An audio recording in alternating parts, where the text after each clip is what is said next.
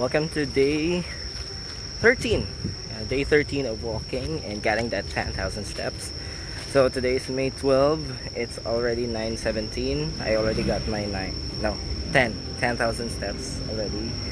So madadagdagan pa to mamaya because I have a class this afternoon, and sa school walang elevator, walang escalator. So it's a public school.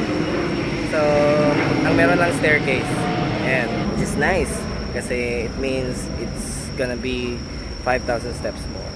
So hoping we can get 15 to 16,000 steps today, and we'll see. Sorry, wrong angle. Alright, there. Then what else should I say? Nothing special. Yun lang, may klase mamaya, and I think 2 more weeks bago matapos ang school year, and after that bakasyon na.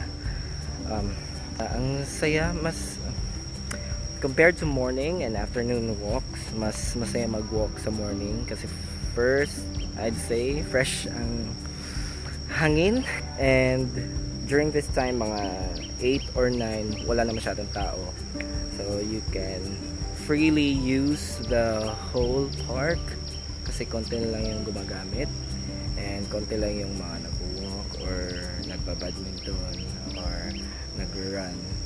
You can even take advantage of these greeneries. And 10,000 steps done with my umbrella.